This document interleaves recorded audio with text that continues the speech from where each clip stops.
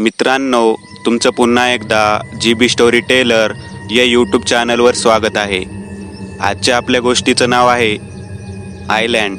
लेखक के. पण गोष्ट सुरू करण्याआधी जर कोणी या चॅनलवर पहिल्यांदाच आलेले असाल तर त्यांनी ह्या चॅनलला सबस्क्राईब करायला विसरू नका. चला तर मग अजिबात वेळ न घालवता गोष्टीला सुरुवात करूया.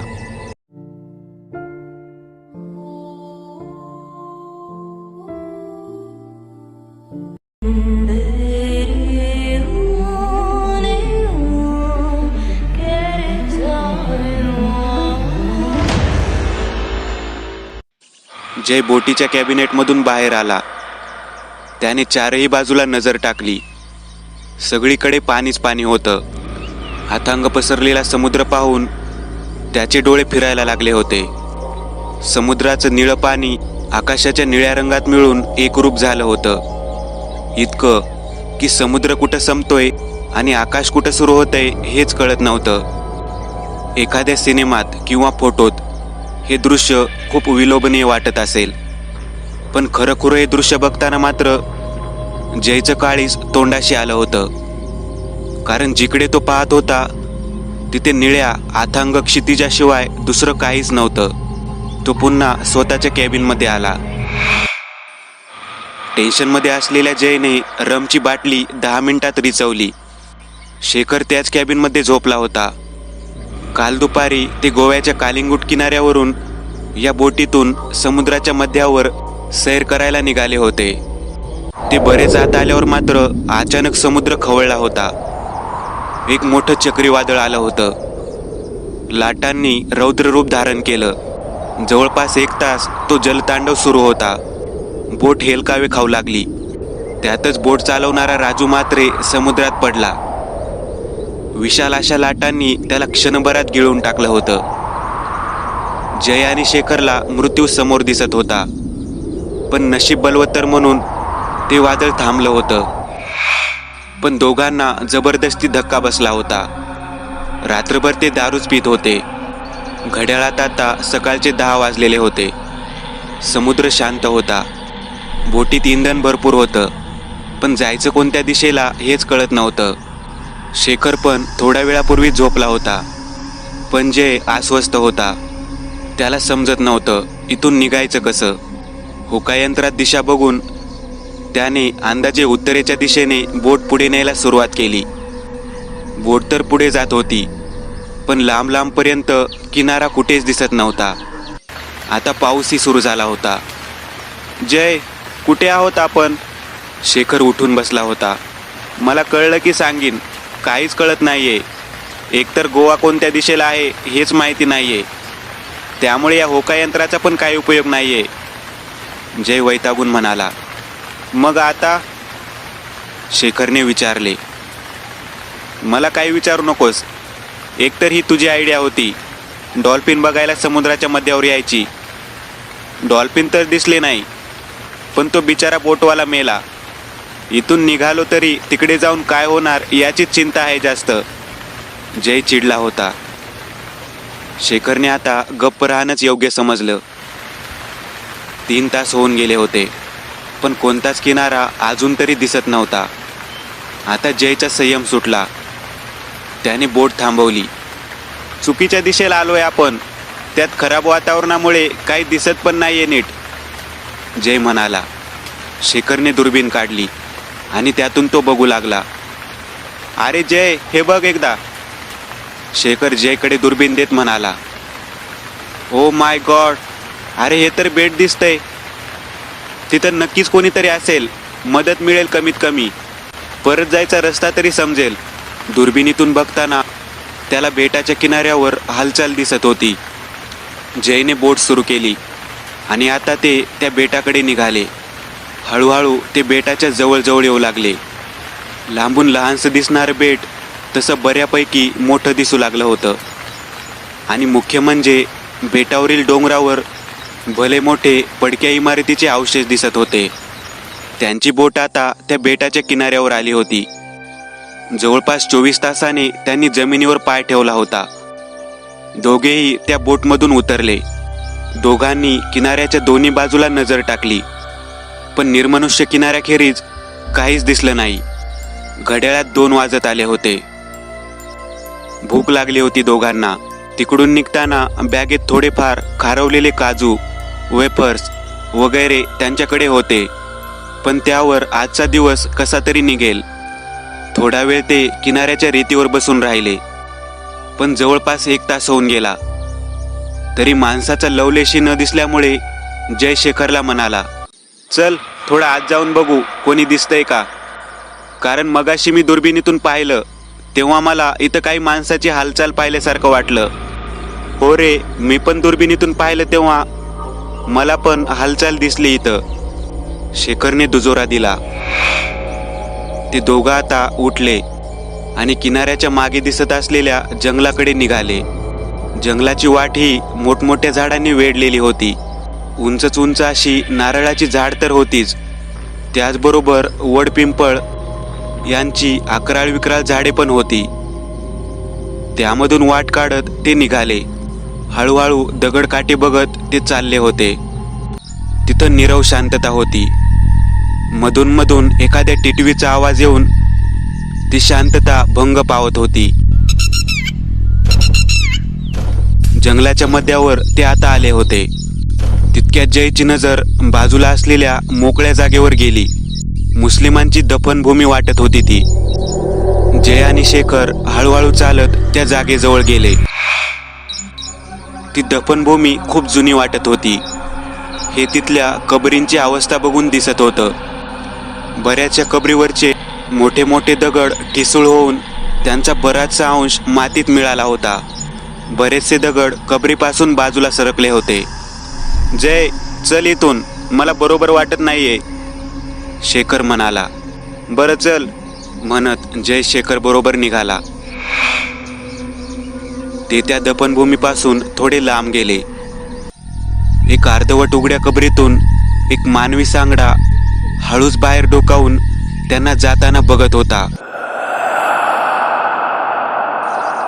आणि आता हळूहळू तिथल्या सगळ्याच कबरीतून एक एक सांगडा बाहेर डोकावू लागला. जय आणि शेखर अनभिज्ञपणे कोणी माणूस दिसतंय का या गोष्टीचा शोध घेऊ लागले. आता जंगल संपलं होतं आणि त्या पडक्या अवशेष असलेल्या भल्या मोठ्या इमारतीकडे जाणाऱ्या दगडी पायऱ्या सुरू झाल्या होत्या. चल बघू तिथं कोणी आहे का, जय शेखरला म्हणाला. ते एक एक करत पायऱ्या चढू लागले. त्या काळ्या दगडात बनवलेल्या पायऱ्या किती वर्षापूर्वी बनवलेल्या असतील याचा विचार करत जय चालत होता. तर शेखरला तहान लागली होती. ते आता पायऱ्या चढून त्या इमारतीच्या जवळ आले. इमारत भग्न अवस्थेत दिसत होती. बऱ्याचशा भिंतींना मोठमोठी भगदाड पडलेली होती. ती इमारत पण काळ्या दगडात बांधलेली होती, पण इमारतीच्या वरचे मजले पण भग्न अवस्थेत होते. जणू काही कित्येक दशकं इथं कोणी फिरकलंही नसावं. जागोजागी झाड्या झुडपे उगवलेली होती. दगडांच्या कोपऱ्या कोपऱ्यात काँग्रेस गवत उगवलेलं होतं. इमारतीच्या खिडकीला लावलेल्या सळ्या कधीच गंजून गेल्या होत्या. काही ठिकाणी मोडल्या पण होत्या. ती इमारत भयानक दिसत होती. तितक्यात इमारतीच्या बाजूला असलेल्या नारळाच्या झाडाकडे शेखरचं लक्ष गेलं. ते दोघे त्या झाडाजवळ गेले. त्याला कधीच तहान लागलेली. त्यांनी झाडावरून नारळ काढले. शेखरला पाणी पिऊन आता थोडं बरं वाटतच होतं. तितक्यात ढगाळ वातावरण पावसात बदललं आणि मुसळधार पाऊस सुरू झाला. आता आडोशासाठी इमारतीत जाण्याव्यतिरिक्त पर्याय नव्हता.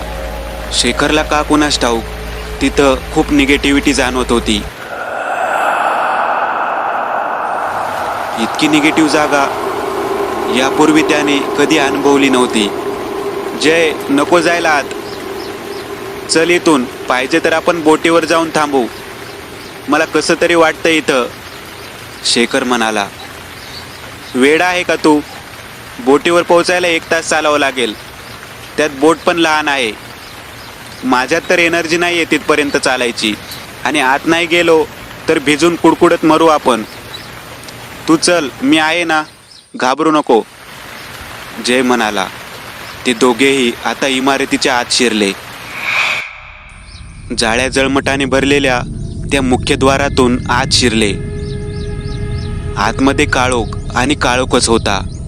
बॅगमधून बॅटरी काढून शेखरने त्या इमारतीच्या प्रवेशद्वारातूनच आत प्रकाश टाकला आणि त्यांच्या लक्षात आलं की ही इमारत म्हणजे जुन्या काळात एक तुरुंग होता. कारण दोन्ही बाजूला कोठड्या होत्या आणि कोठड्यांच्या भोवती गंजलेल्या सळ्या दिसत होत्या. दोन्ही बाजूच्या कोठड्यांमधून ये जा करण्यासाठी एक पॅसेज होता. त्यावरून चालत ते दोघे सावधपणे बॅटरीच्या प्रकाशात प्रत्येक कोठडीत डोकावत चालत होते. आईला, हे तर जेल आहे रे, जय म्हणाला. शेखरने काहीच प्रतिक्रिया दिली नाही. तो त्या काळोखात बॅटरी धरून चालत होता. तिथल्या त्या स्मशान शांततेमुळे त्याच्या मनात आता भीती निर्माण होऊ लागली. पण जयला काहीच वाटत नव्हतं. तो कुतूहलाने एक एक कोठडीत डोकावत होता.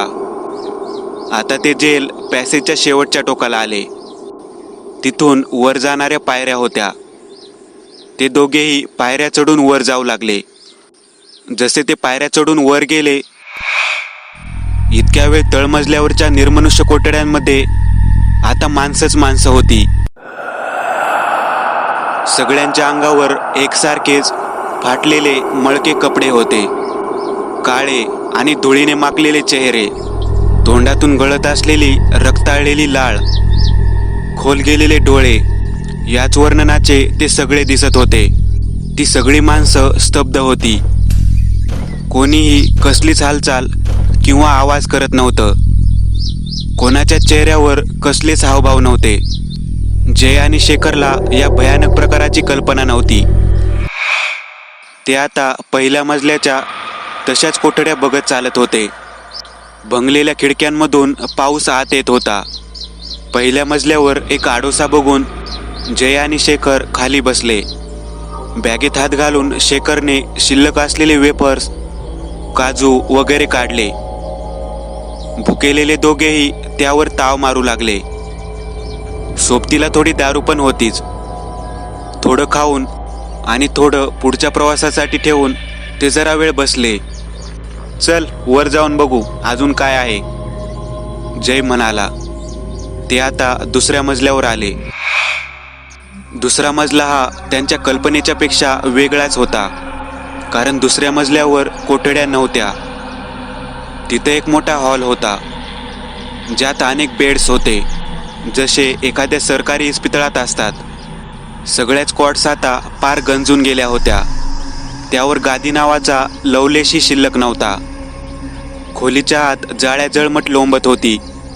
फुटलेल्या खिडक्या, जागोजागी जमिनीवर काळसर राब बसलेली होती. कुबट आणि घाणेरडा असा वास तिथे येत होता. तोंडाला रुमाल बांधून दोघे तिथून तिसऱ्या म्हणजे शेवटच्या मजल्यावर आले. तिथे पण दुसऱ्या मजल्यासारख्याच कॉट्स दिसत होत्या. तीच काळसर राब बसलेली जमीन आणि तोच घाणवास. आता ते दोघे तिथून परत पहिल्या मजल्याकडे यायला निघाले. जसा त्यांनी तिसरा मजला पार केला आणि ते दुसऱ्या मजल्यावर पोचलेच असतील, इतका वेळ निर्मनुष्य असलेल्या त्या तिसऱ्या मजल्यावरच्या प्रत्येक कॉटवर एक अशा रीतीने सगळ्या कॉट्स भरलेल्या दिसू लागल्या. पण ती झोपलेली माणसं विचित्र होती. पांढरी पडलेली शरीरं, अंगावर पांढऱ्या कातडीखाली मांस नसून फक्त हाडं असलेली शरीरं निपचित पडून होती. खोल गेलेल्या डोळ्याच्या झापडांनी ते छताकडे एकटक बघत होती. ती शरीरं, ना कसला आवाज ना कसली हालचाल. दुसरा मजला पार करून जसे ते पहिल्या मजल्यावर पोहोचले, दुसऱ्या मजल्यावरच्या कॉट्स पण माणसांनी भरलेल्या दिसू लागल्या. तशीच पांढरी पडलेली त्वचा आणि निपचित देह. आता हे दोघे पहिल्या मजल्यावर आले. मगाशी बसलेले त्याच आडोशाला भिंतीला टेकून दोघेही आडवे झाले. कालपासून सुरू झालेली दगदग आणि काही वेळापूर्वीच पिलेल्या दारूच्या नशेमुळे दोघांचा डोळा लागला. एक खाकी कपड्यातला धिप्पाड असा मनुष्य रुबाबात दुसऱ्या मजल्यावरच्या हॉलमध्ये येऊन उभा राहिला. 6-6.5 फूट उंच, गुडघ्यापर्यंत चामडी बूट, खाकी फुल बाह्याचा शर्ट आणि मांडीला फुगीराशी खाकी पॅन्ट, कमरेला पिस्तूल, मजबूत शरीरयष्टी, सरळ नाक, पिळदार मिशा, करारी डोळे आणि पांढरी पडलेली त्वचा. त्याला बघून निपचित पडलेली ती माणसं भीतीने थरथरत बेडवरून उठली. त्याला सलाम करून तशीच उभी राहिली. तो तिथून जाईपर्यंत तशीच उभी होती ती सगळी माणसं. आता तो पहिल्या मजल्यावर आला. त्याने आडोशाला झोपलेल्या त्या दोघांकडे बघितलं आणि एक विकृत स्मित हास्य केलं आणि तो कोठड्यांच्या मधल्या पॅसेजमधून चालू लागला. एक एक करून प्रत्येक कोठडीतून कैदी बाहेर डोकावत त्याला सलाम करत होते. तो निघून गेला. बराच वेळ झालं ते दोघेही झोपून होते. अचानक विजेच्या कडकडाटाच्या आवाजाने शेखर दचकून उठला. सगळीकडे फक्त काळोख होता. काहीच दिसत नव्हतं. तितक्यात जोरात वीज चमकली आणि क्षणभर का होईना त्या अंधारावर प्रकाशाने मात केली. शेखरने जे पाहिलं ते पाहून कुणाचंही काळीच तोंडाशी येईल, कारण त्या दोघांच्या भोवती आता अनेक जण गोळका करून उभी होती. एक किंकाळी शेखरच्या नरड्यातून बाहेर पडली आणि जय दचकून जागा झाला. त्याने बॅटरी चालू केली तर तिथं कोणीच नव्हतं. अरे केवढ्यांदा ओरडलास, काय झालं? जय खेकसत म्हणाला. अरे इथं आता आपल्या भोवती बरीच माणसं होती. शेखर रडकुंडीला येत म्हणाला. गप रे, काही नाहीये, झोप, आजची रात्र इथंच, उद्या सकाळी निघू, जय म्हणाला. शेखर डोळे बंद करून आडवा झाला. बाहेर पाऊस वाढला होता. झोपमोड झाल्यामुळे जय पण डोळे मिटून पडूनच होता. त्याला बाथरूम लागली होती. तो उठला. त्याने आत डोकावलं आणि त्याचा मेंदूच सुन्न झाला. सगळ्या कॉट्सवर निपचित पडलेली ती पांढरी शरीरं बघून त्याची बोबडीच वळली. घामाने ओला चिंब झाला होता. हे नक्की आहे काय? लटलटत्या पायांनी तो पायऱ्या उतरून खाली आला. शेखर, शेखर उठ पटकन, जय ओरडत म्हणाला. शेखर जागाच होता. काय झालं? विचारू नकोस, लगेच निघ इथून. बॅग उचलून शेखर जयच्या मागे त्या पॅसेजमधून पळत होता. पायऱ्यांच्या जवळ उभा राहिलेला जेलर जोरात किंचाळला आणि अचानक इतका वेळ शांत असलेल्या त्या कोठड्यांच्या आतून माणसं हात बाहेर काढून त्या दोघांना थांबवायचा प्रयत्न करू लागली. दाटीवाटीने कोठडीत कोंबलेली ती माणसं कर्णकर्कश किंकाळ्या फोडत होती. जय आणि शेखर भीतीने ओरडत तळमजल्याकडे आले. तिथलं दृश्यही तसंच भयंकर होतं. कोठडीतून माणसं हात बाहेर काढून त्यांना थांबवण्याच्या प्रयत्नात किंचाळत होती, कणत होती. इतक्यात शेखरचा हात एकाच्या हातात सापडला. शेखर झटापटीत कसा तरी सटकला खरा, पण त्या इमारतीतून बाहेर येता येता क्षणभर त्याला असं जाणवलं की त्याचा हात सुन्न पडलाय. बाहेर येताच विजेच्या प्रकाशात त्याने सुन्न पडलेल्या हाताकडे पाहिलं आणि वेदनेची एक तीव्र सनक त्याच्या मेंदूला जाणवली. तो किंचाळला. जयने त्याच्याकडे आणि त्याच्या हाताकडे बघितलं आणि जयच्या अंगावर शहारे आले, कारण शेखरच्या हाताची 3 बोटं हाताच्या पंजाला लोंबत होती.